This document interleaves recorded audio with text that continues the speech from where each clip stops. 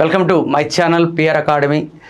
Andhra Pradesh and Telangana రెండు రాష్ట్రాల్లో అత్యంత అద్భుతమైన నోటిఫికేషన్స్ రిలీజ్ కాబోతున్నాయి. ఆల్రెడీ తెలంగాణ గవర్నమెంట్ వాళ్ళు రిలీజ్ చేయడం జరిగింది. వాటి షెడ్యూల్స్ కూడా ఇచ్చేశారు. అప్లికేషన్ పెట్టడానికి సంబంధించినటువంటి తెలంగాణ గవర్నమెంట్ కమింగ్ సూన్. ఆంధ్రప్రదేశ్లో కూడా ఏపీఎస్ఐ కానిస్టేబుల్స్ సంబంధించినటువంటి నోటిఫికేషన్ రిలీజ్ అవ్వడం జరుగుతుంది. కాబట్టి మిమ్మల్ని దృష్టిలో పెట్టుకొని పిఆర్ అకాడమీ వాళ్ళు దీనికి సంబంధించినటువంటి ఒక చిన్న ప్రోగ్రామ్ అనేది కండక్ట్ చేయడం జరిగింది. ఎందుకంటే చాలామంది 100కి 80% మంది పాపము ఏ రకంగా చదవాలి, ఏ సబ్జెక్ట్ చదవాలి, ఇందులో ఎంటెక్ బీటెక్ వాళ్ళు స్టూడెంట్స్ కూడా ఉంటారు. కాబట్టి వాళ్ళు ఎప్పుడో ఈ సంబంధించిన సబ్జెక్ట్ విడిచిపెట్టేసి ఉంటారు. కాబట్టి ఇప్పుడు ఉన్నటువంటి జాబ్ స్కేర్సిటీ ఉన్నది కాబట్టి నోటిఫికేషన్స్ అనేవి కూడా తక్కువ ఉన్నాయి. కాబట్టి ఏదో దాంట్లో సెటిల్ అవుతామనే ఉద్దేశం మీద పాపము వీటి ఎలా చదవాలనే చిన్న గైడెన్స్ మేము ఇచ్చినటువంటిది. కాబట్టి పిఆర్ అకాడమీ తరపున మేము ఇచ్చినటువంటి అద్భుతమైనటువంటి గైడెన్స్ అనేది ప్రతి ఒక్క యాస్పిరెంట్కి సహకారం అందుతుందని మేము భావిస్తున్నాం.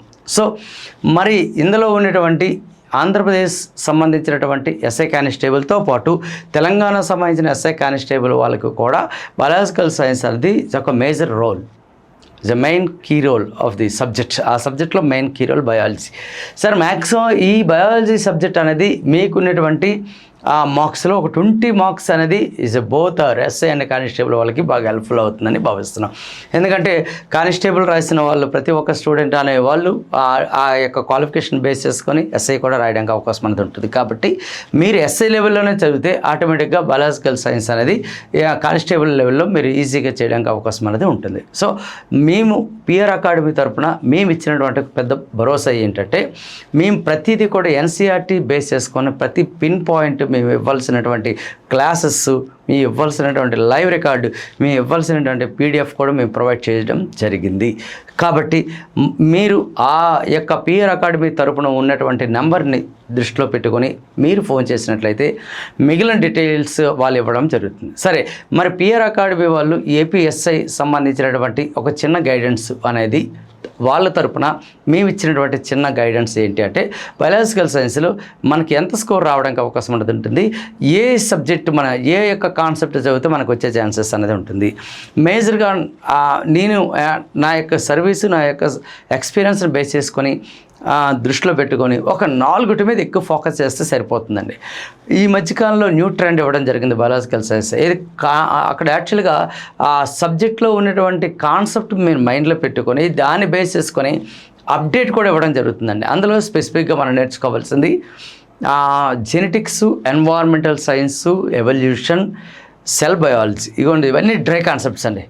సార్ మీకు వచ్చినవే చదవడం కాదండి, ఈ బ్యాక్ ఉన్నటువంటి వాటి మీద కూడా దృష్టి ఎక్కువ పెట్టుకోవాలి. వాటి మీద లాస్ట్ టైము వాటిలో క్వశ్చన్స్ ఇచ్చాడంటే మీరు నరకం చూస్తారు. ఎందుకంటే అవన్నీ అప్లికేషన్ ఓరియంటెడ్ క్వశ్చన్స్.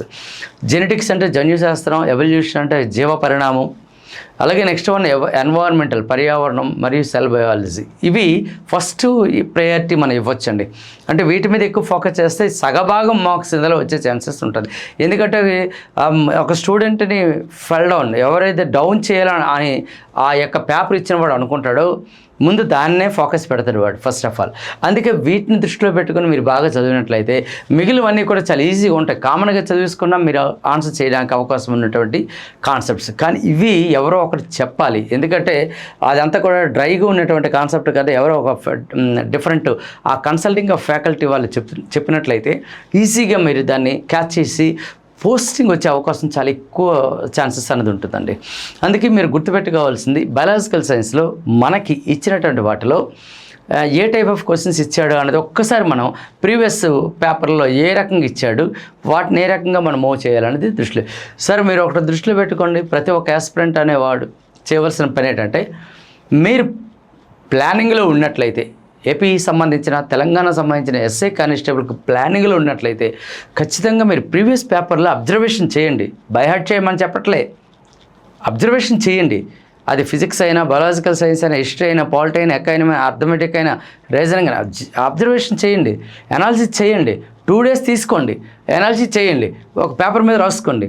దేంట్లో ఎంతలో ఏ స్కోర్ ఎక్కువ వస్తుంది, ఏ కాన్సెప్ట్ మనం ఫోకస్ చేస్తే చేయగలం అని ప్లాన్ చేయండి అన్న. ఏదైనా వంట వండేటప్పుడు ప్లాన్ లేకుండా ఏది పడితే అది వండేస్తారేటండి, ఎలా చేస్తారు? అలాగే మీరు కూడా మన లైఫ్ ఇచ్చేటువంటి డెసిషన్ యొక్క ఆ లైఫ్ని మీరు సాక్రిఫికేషన్ చేసుకోవాలంటే, ఆ లైఫ్ మీద మీరు కమాండింగ్ చేసుకోవాలంటే ఖచ్చితంగా ఈ ప్లానింగ్ లేకుండా ఎట్లా ఉంటుంది? ప్లాన్ చేయాలండి. ప్లాన్ చేయకపోతే మాత్రం మన లైఫ్లో సెటిల్మెంట్ అవ్వడం కష్టం అవుతుంది. చూసుకోండి సార్. ఫస్ట్ వన్ గెస్సింగ్ టైప్లో ఎగ్జామ్ మాత్రం రాయొద్దండి సార్. ఒకటి యుద్ధం చేయాలి. యుద్ధం చేస్తే ఫస్ట్ ఫైట్ చేయండి. గెలవకపోవడం తర్వాత విషయం. ఆ ఫైట్ చేసే విధానం కొన్ని విలువిద్యలు నేర్చుకోవాలంటే కొన్ని ప్లానింగ్స్ మీ దగ్గర ఉండాలి సార్. పక్క వాళ్ళ ప్లానింగ్ కూడా తీసుకోండి. అది మీరు ఫాలో అవ్వాలని రూల్ లేదు. అది మీకు యూస్ఫుల్ అయితే మీరు ఫాలో అవ్వచ్చు. అది గుర్తుపెట్టుకోండి సార్. నేను మాట్లాడుతున్నటువంటిది ఈ బయాలజికల్ సైన్స్లో గత కాలంలో అడిగినటువంటి బిట్స్ ఏ రకంగా ఇచ్చాడో ఒకసారి మనం అబ్జర్వ్ చేద్దాం సార్. ఇందులో ఈ బిట్ చాలా ఇంపార్టెంట్ అండి సార్. నేను ముందే చెప్పాను ఆల్రెడీ ఈ యొక్క బయాలజికల్ సైన్స్లో మేజర్గా గుర్తుపెట్టుకోవాల్సినటువంటి మేజర్ కాన్సెప్ట్స్ అంటే ఈ 4తో పాటు A4 genetics, evolution, environmental and cell బయాలజీతో పాటు సెకండరీ పార్ట్స్ తీసుకున్నట్లయితే human physiology and plant physiology, ఈ 2 సెకండరీ కాన్సెప్ట్కి వెళ్ళిపోవచ్చు. హ్యూమన్ ఫిజియాలజీ అంటే మానవ శరీర ధర్మశాస్త్రం. ఈ మానవ శరీర ధర్మశాస్త్రంలో మనం తెలుసుకోవాల్సిన పార్ట్స్ హ్యూమన్ ఫిజియాలజీ తీసుకున్నట్లయితే ఇక్కడ నుంచి మొదలు పెట్టవచ్చు. బ్రెయిన్ అంటే నర్వస్ సిస్టమ్ గురించి మాట్లాడవచ్చు. ఈ పార్ట్ గురించి తెలుసుకోవచ్చు. సెన్స్ ఆర్గన్స్ ఇక్కడ మనం తీసుకోవాల్సింది ఏంటంటే ఇది థైరాయిడ్ అంటే ఎండోక్రైన్ సిస్టమ్, అంతఃస్రావ వ్యవస్థ. ఇక్కడికి వచ్చినట్లయితే హార్ట్, బ్లడ్ సర్క్యులేషన్ సిస్టమ్. ఆ పక్కన ఉన్నది లంగ్స్, శ్వాస వ్యవస్థ. కింద ఉన్నది స్టమక్, డైజెస్టివ్ సిస్టమ్. బ్యాక్ ఉన్నది అంత కిడ్నీ, ఎక్స్క్రియేటరీ సిస్టమ్, విసర్జక వ్యవస్థ. ఇక కింద ఉన్నవి సెక్సువల్ పార్ట్స్, రీప్రొడక్టివ్ సిస్టమ్. ఇంకా బాడీలో ఉన్నటువంటి బోన్స్ ఉన్నాయి, స్కెలిటన్ సిస్టమ్. ఇవే కదా నేర్చుకోవాల్సినవి. ఇంకంతగా నేర్చుకోవాల్సింది ఏముంది? వాటి మీద కూడా మనం ఎక్కువ ఫోకస్ చేయాలి. ఇది లాస్ట్ టైం ఏపీఎస్ఐ ప్రిలిమ్స్ వాళ్ళకి అడిగినటువంటి 2016లో కూడా ఇదే బిట్ అడిగాడండి సార్. ఈ బిట్ని చూసారు ఎంత లాజికల్గా క్వశ్చన్ ఎలాగా అడిగాడు. వీటిని కంటసపెట్టడానికి అవకాశం ఉంటుందా? లేదు. దీన్ని కాన్సెప్ట్ ఓరియంటెడ్గా అడిగాడంటే ఇప్పుడు దీనికి సంబంధించిన బిట్ ఏంటి అడిగాడు ఒకసారి తీసుకుందాం. మానవ విసర్జ వ్యవస్థ ఇచ్చాడు. మానవ మూత్రపిండం ద్వారా రక్తం ప్రవహించే సరైన మార్గం, హ్యూమన్ కిడ్నీ ద్వారా బ్లడ్ సర్క్యులేషన్ ఏ రకంగా జరుగుతుంది, బ్లడ్ ప్రాసెస్ ఎలా జరుగుతుందని అడుగుతున్నాడు. జరగాలంటే నేను చిన్న ఎగ్జాంపుల్ మీకు చూపిస్తాను, జస్ట్ 2 minutesే అది చూపిస్తాను. ఈ ప్రాసెస్ ముందు ఎలాగ జరుగుతుంది, మానవుడిలో ఉండేటువంటి మానవ మూత్రపిండం ద్వారా రక్తం ఎలా ప్రవహించడం జరుగుతుంది, ఆ కిడ్నీ ద్వారా రక్తం ఎలా ప్రవహించడం జరుగుతుంది, దాని నుంచి యూరిన్ ఎలా బయటకు వచ్చేస్తుంది అనేది ఒక సీక్వెన్స్ ఆర్డర్ మీకు తెలియాలండి. ఆ సీక్వెన్స్ ఆర్డర్ తెలియాలంటే ఖచ్చితంగా మనం చిన్న డయాగ్రామ్ వేసి చూపిస్తాం. 2 minutesే. అదేంటంటే ఫస్ట్ వన్ తీసుకోవాల్సినటువంటి వెరీ ఇంపార్టెంట్, అది చిన్న కిడ్నీ అనేది వేసుకుందాం. ఇదిగోండి మీకు వేస్తున్నటువంటి కిడ్నీ, జస్ట్ 2 minutes చూపిస్తాను. ఇది కిడ్నీ. సరే, కిడ్నీకి బ్లడ్ సర్క్యులేషన్ తీసుకొచ్చేది ఎవరంటే ఇగోండి ఈ పార్ట్ తీసుకొస్తుంది. ఇగోండి ఈ పార్ట్ని మనం ఏమంటారంటే ఈ పార్ట్ని వృక్క ధమని అని అంటారు.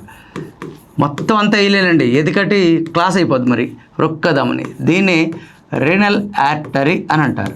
ఏమంటారు? వీటిని రీనల్ ఆర్టరీ అంటారు. సరే, ఇదే ఏం చేస్తుందంటే బ్లడ్ని, బాడీలో ఉండేటువంటి బ్లడ్ అంతటిని కూడా కలెక్ట్ చేసుకుంటుంది.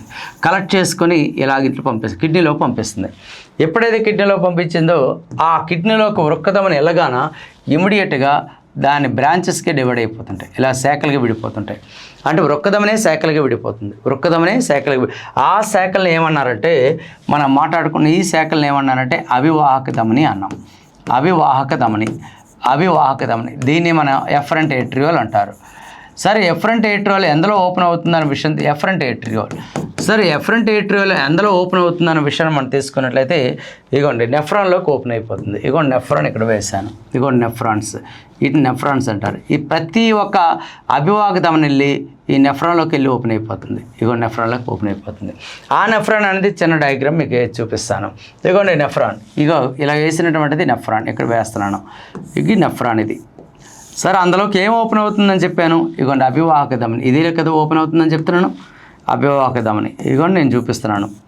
ఇగోండి ఏం ఓపెన్ అవుతుందన్న విషయాన్ని చూపిస్తే ఇగోండి అభివాహక ధమని, ఇదిగోండి అభివాహక ధమని. ఇగోండి ఈ పార్ట్ జనరల్గా ఇదే కదా గ్రీన్గా వేసాను కదా, ఆ గ్రీన్ పార్ట్ని ఏమంటారంటే అభివాహక ధమని, ఎఫరెంట్ ఏట్రియోల్. ఎందులో ఓపెన్ అవుతుంది? నెఫ్రాన్లో ఓపెన్ అవుతుంది. అందులో ఓపెన్ అవ్వగానే ఇలా సన్నంగా మారుతుంది. ఆ సన్నంగా మారేదాన్ని ఏమంటారంటే ఇది అభివాహక ధమని, ఎఫరెంట్ ఏట్రియోల్. అది నెఫ్రాన్లోకి ఎంటర్ అవగానే నేరోయిస్ట్గా మారిపోతుంది. ఆ దాన్ని ఏమంటారంటే రక్తకేశనాళిక గుచ్చం అని అంటారు. ఏమంటారు? రక్తకేశనాళిక గుచ్చం. దాన్ని గ్లోమరోలర్ అని అంటారు. ఏమంటారండి? గ్లోమరోలర్ అని అంటారు. గ్లోమరోలర్ అని అంటారు. సార్ సింపుల్గా చెప్తున్నాను, ఇది ఇలాగ పైకి ఎరైజ్ అయిపోతుందండి. ఇలా పైకి ఎరైజ్ అయ్యి దాన్ని అపవాహక ధమని అని అంటారు. ఏమంటారు? అపవాహక ధమని అని అంటారు. దీన్ని ఈ ఎఫరెంట్ ఏట్రియోల్ అని అంటారు. ఎఫరెంట్ ఏట్రియోల్ అని అంటారు. ఇలాగ మనం మాట్లాడుకున్న సీక్వెన్స్ చెప్పేశాను. అంటే ముందు వృక్కధమని నుంచి బ్లడ్ అనేది కిడ్నీలోకి వెళ్ళగానే కిడ్నీ దగ్గర శాఖలుగా విడిపోతుంది. ఆ శాఖలుగా విడిపోయి దాన్ని అభివాహక ధమని, దాన్ని ఎఫరెంట్ ఏట్రియోల్ అంటారు. అభివాహక ధమని వెళ్ళి నెఫ్రాన్లోకి ఓపెన్ అవుతుంది. నెఫ్రాన్లోకి ఈ యొక్క అభివాహక ధమని ఓపెన్ అవ్వగానే అది రక్తకేశనాలు గుచ్ఛంగా మారుతుంది. మళ్ళీ అది అరైజ్ అవుతుంది. దాని అపవాహక ధమని. అంటే మూత్రపిండం ద్వారా రక్తం అనేది ఎలా ప్రసరణ జరుగుతుందనే విషయం చెప్పాను. మరి అదే డయాగ్రామ్ మీకు ఒకసారి ఇక్కడ ఆడిచ్చినటువంటి స్క్రోలింగ్ చూసుకుందాం. ఫస్ట్ వన్ మూత్రపిండం ద్వారా రక్తం ప్రవహించే మార్గం అని చెప్పాను. మరి నేను ఆల్రెడీ చెప్పాను కదా, మొదట మాట్లాడింది వృక్కధమని. వృక్కధమని అనేది కిడ్నీ లోపలికి వెళ్తాగానే అభివాహక ధమనిగా మారిపోయింది. ఓకేనా? అభివాహ ధమని తర్వాత ఎలా మారింది? అక్కడికి రైట్, వృక్కధమని, అభివాహ ధమని. ఆ తర్వాత ఎలా మారింది? రక్తకేశన. తర్వాత ఎలా మారింది? అపవాహ ధమని. అదే కదా చెప్పినటువంటి స్టోరీ, అదే కదా. ఇదిగోండి ఇక్కడ చూపించినటువంటిది. ఒక్కసారి ఆ చూపించినటువంటి బిట్ ఒకసారి చూపిస్తాను చూడండి. ఇదిగోండి అదే కదా వృక్కధమని. అది లోపలికి వెళ్ళింది అభివాహ ధమని. అది వెళ్ళిన తర్వాత అపవాహక ధమని, అభివాహ ధమని లోపలికి వెళ్ళిన తర్వాత రక్తకేశనాలకు గుచ్చాం. అది మళ్ళీ అరైజ్ అయ్యి అపవాహక ధమనిగా మారేది. అంటే వృక్కధమని అనేది మొట్టమొదటిది. రెండోది అభివాహక ధమని. అది నెఫ్రాన్లోకి వెళ్ళగానే అది రక్తకేశనాలకు గుచ్చాం. ఆ తర్వాత అదే స్టోరీ నేను ఇక్కడ క్లియర్గా చెప్పడం జరిగాను. అవ్వండి ఇక్కడ ఇచ్చినటువంటిది. సో దీని రైట్ ఆన్సర్ మనం ఈజీగా క్యాచ్ చేయడానికి అవకాశం ఉన్నది ఏది అంటే మాత్రం ఇప్పుడు చెప్పినటువంటి పాయింట్ బి రైట్ ఆన్సర్. అంటే ఈ టైప్ ఆఫ్ క్వశ్చన్స్ అనేది డైరెక్ట్ బిట్స్ అనేవి ఉండవండి, అప్లికేషన్ ఓరియంటెడ్గా ఉంటాయి. అంటే కాన్సెప్ట్ బేస్ చేసుకుని ఉన్నట్లయితే వాటి ఆన్సర్ చేయడానికి మనం క్యాచ్ చేయడానికి అవకాశం అనేది ఉంటుందని భావిస్తున్నానని. సో అందుకే ఈ టైప్ ఆఫ్ క్వశ్చన్సే మనం ఇస్తారు కాబట్టి ఈ టైప్ ఆఫ్ క్వశ్చన్స్ని బేస్ చేసుకొని మేము లెసన్స్ కూడా ప్రిపేర్ చేసామండి. ప్రతి ఒక్క సబ్జెక్టు ఎక్స్పర్టెడ్ వాళ్ళు మాత్రమే మీకు పిఆర్ అకాడమీ నుంచి తెప్పించి మీకు ఈ క్లాసెస్ అనేది రన్ చేయడం జరుగుతుంది. కాబట్టి ఒక్కసారి మీరు విని చూడండి, తర్వాత మీకే అది అర్థమవుతుంది మేము చెప్పేదాని బదులు. కాబట్టి దృష్టిలో పెట్టుకొని వీటికి సంబంధించినటువంటి క్వశ్చన్స్ ఏ రకంగా ఇస్తున్నాడు అనేది మేము ముందే భావించి భవిష్యత్తులో పిల్లవాడికి ఉపయోగపడుతుంది, ప్రతి ఒక్క యాస్పిరెంట్కి ఉపయోగపడుతుందని ఉద్దేశం మీద ఏర్పాటు చేసినటువంటి ఒక సంబంధించినటువంటి ఏపీ మరియు తెలంగాణ గవర్నమెంట్ వాళ్ళు నోటిఫికేషన్స్కి దృష్టిలో పెట్టుకొని మేము ఈ యొక్క కార్యక్రమం అనేది స్టార్ట్ చేస్తాం. సో ఇదండి దీనికి సంబంధించింది. Thank you all of you.